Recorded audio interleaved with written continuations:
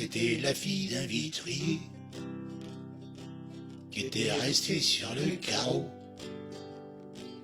Ça se passait vers la vitrée, elle avait bu un verre de trop.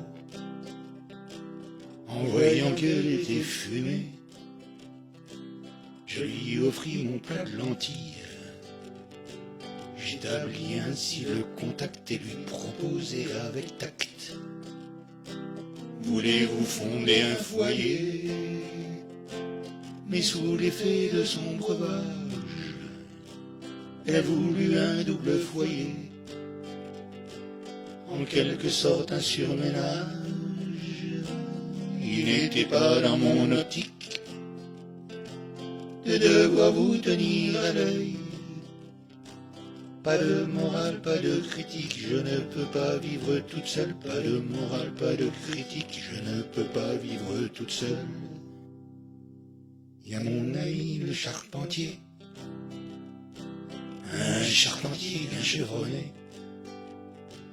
Il m'offre souvent un bouquet quand il veut en venir aux fêtes.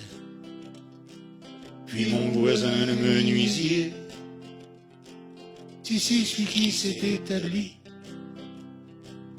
quand il pose une plainte au parquet, je crains toujours que ça me nuise. Quand il pose une plainte au parquet, je crains toujours que ça me nuise.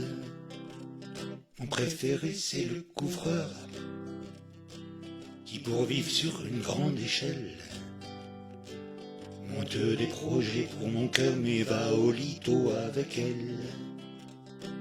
Et j'ai peur pour cet imbécile, car à vivre au crochet de tous et laisser des ardoises partout, il va lui arriver une tuile. Et laisser des ardoises partout, il va lui arriver une tuile. C'est madame, c'était très drôle. Je crains de deviner la suite, celle du plombier qui est en tôle pour cause de délit de fuite.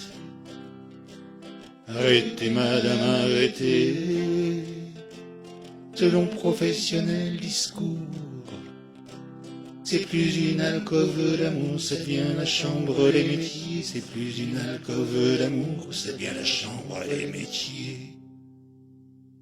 En parlant de chambre des métiers, j'y rentre avec un tapin. Je sais, je risque quelque chose, mais qui ne risque rien, rien. Si elle me pose un lapin, aurais-je la myxomatose? Si elle me pose un lapin, aurais-je la myxomatose? C'était la fille d'un vitrier qui avait un coup dans les carreaux. Ça se passait vers vitrée, elle avait bu un verre de trop.